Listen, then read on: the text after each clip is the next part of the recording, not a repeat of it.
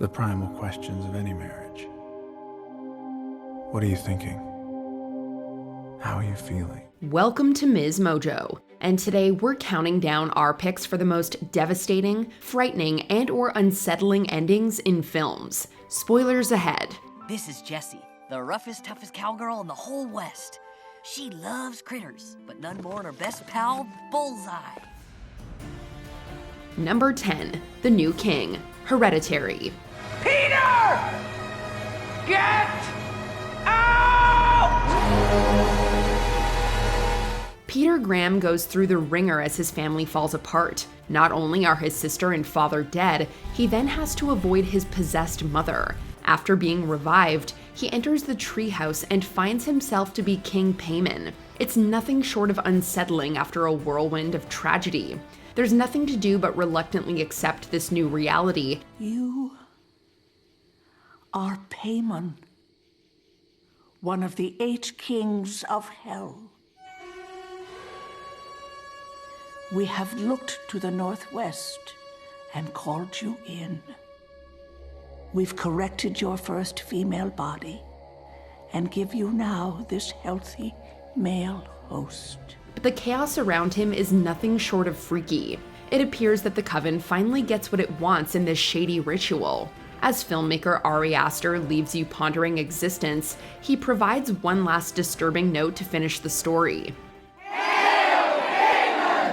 Number 9, The Sound of Silence, The Graduate.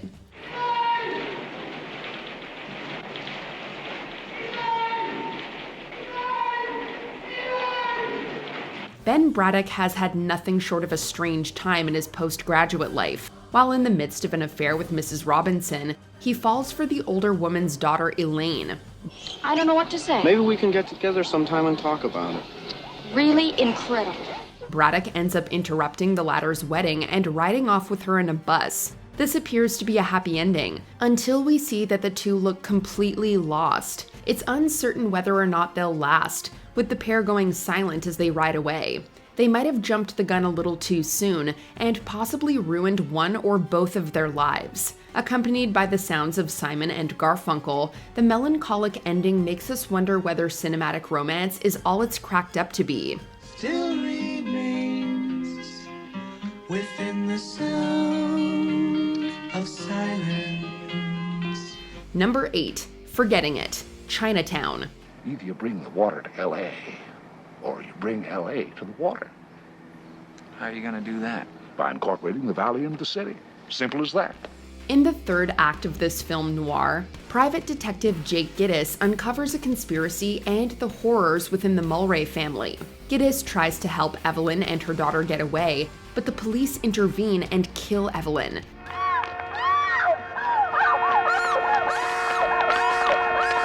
The violent conclusion leaves the private eye looking hopeless in the face of corruption. He realizes that this case is much worse than he could have imagined, breaking down in a devastating finale. Sometimes the hero doesn't win, and even makes things worse. Hearing a final immortal line of dialogue, the broken protagonist walks away from a complete mess, leaving us perturbed.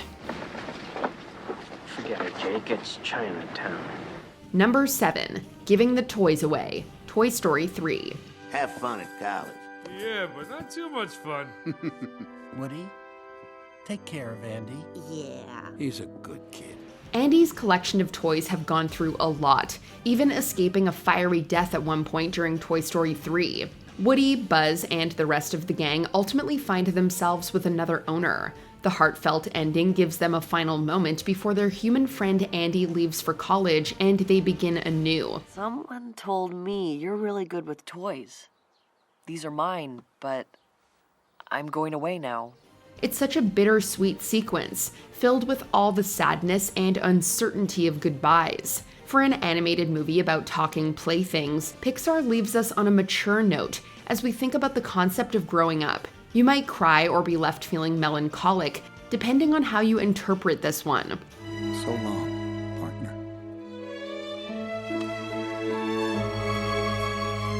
Oh, hey, Buzz, you haven't even bought these toys yet. Number 6, The Box, 7. It's close. Let's go take a look. It's this way. After the serial killer John Doe turns himself in, he takes Detective Mills and Somerset to a remote location. This prompts one of the most chilling endings of the 1990s. I'm gonna open it. When I said I admired you, I meant what I said. The gruesome contents of a package are said to be the head of Mills's wife, prompting the latter to seek revenge on Doe. It's all part of the killer's plan to engineer the last steps of his 7 deadly kills. Putting these sins into practice, the villain finishes out his brutal scheme, essentially from beyond the grave. Most movie bad guys are awful, but this proves that some are downright diabolical. Ernest Hemingway once wrote, "The world is a fine place and worth fighting for." I agree with the second part. Number 5. The Ghostly Twist, The Sixth Sense. Why, Malcolm? What? What is it? What? Why did you leave me? Helping a kid who sees dead people, Dr. Malcolm Crowe doesn't understand that he has some ghostly problems of his own. Cole, I was really interested in what you told me at the hospital. I'd like to hear more about it.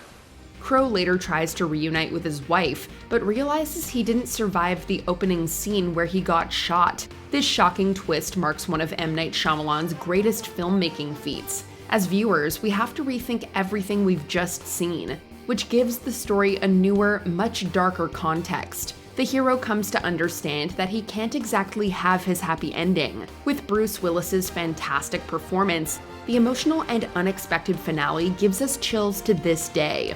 I think I can go now.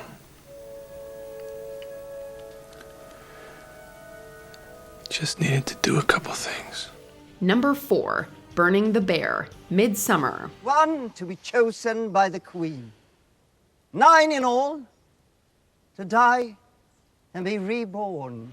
Danny and Christian have a questionable relationship that's pushed to extremes during their deadly visit to Sweden. Many others are killed, but the final segments take it all up a notch. Indeed, Christian ends up paralyzed as Danny becomes the May Queen. This horror plot does more than ensure there's not going to be a happily ever after.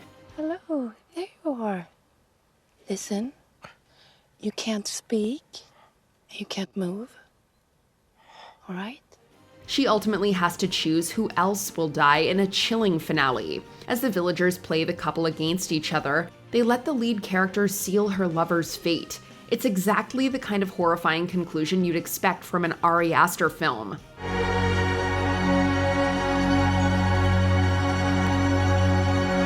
Number 3. The Vision Comes True. Don't Look Now. It's okay.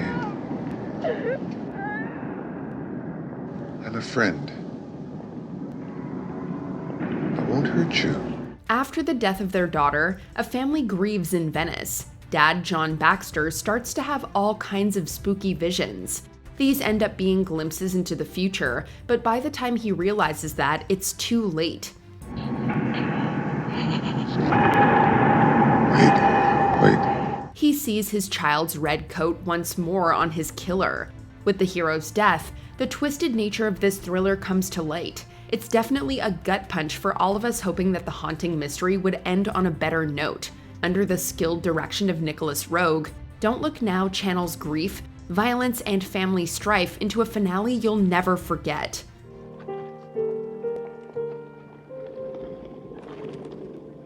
Number 2. End of the Maze, The Shining.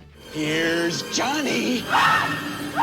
The ending of this Stephen King adaptation is more than a little ominous. Wendy and Danny manage to escape, and Jack Torrance is left to meet his demise. It would seem that the nightmare at the Overlook Hotel is over. Before letting us go, though, director Stanley Kubrick points us towards a vintage photograph that shows Jack at a party decades before. This leads us to believe that maybe the lead character's identity is more complicated than we could have imagined. It's an unsettling way to end things, as we're left wondering about this haunting ghost story. But you are the caretaker. You've always been the caretaker. Before we unveil our top pick, here are a few honorable mentions. The Older Woman, Orphan. Esther's true age and identity are revealed, and she forces her new family into a violent finale. She disappeared a year ago and we lost track of her. If it's really Nina, you don't have much time. Bowling Alley Showdown. There will be blood. Daniel Plainview finishes off his rival Eli in one last moment of greed and violence. Stop crying, you sniveling ass. Stop your nonsense. Trapped. Gone Girl. Amy returns home and coerces Nick back into the ultimate toxic relationship. What have we done to each other? What will we do? Deadly Union. On Her Majesty's Secret Service. James Bond's saddest moment comes when he loses the love of his life. It's all right. It's quite all right, really. She's having a rest. Accidental Shooting. Night of the Living Dead. Ben survives the night only to be treated like another monster. Okay, he's dead. Let's go get him. That's another one for the fire.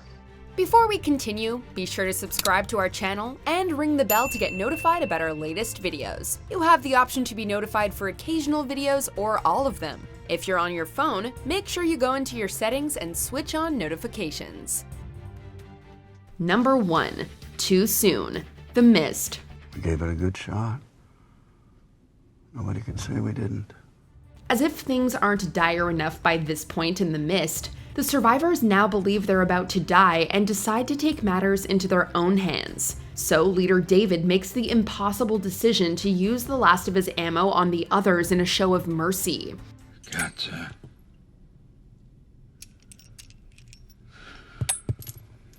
More.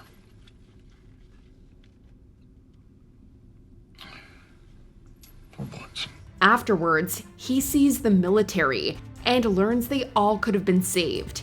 It's an earth-shattering realization that leaves us speechless. Thanks to Thomas Jane's acting, his character's final scream makes us feel the pure anguish he's experiencing. It's one of the most tragic endings on this side of the 21st century, showing that even heroes sometimes can't catch a break.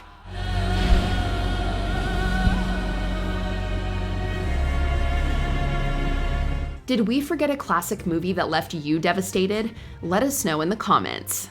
Do you agree with our picks? Check out this other recent clip from MsMojo and be sure to subscribe and ring the bell to be notified about our latest videos.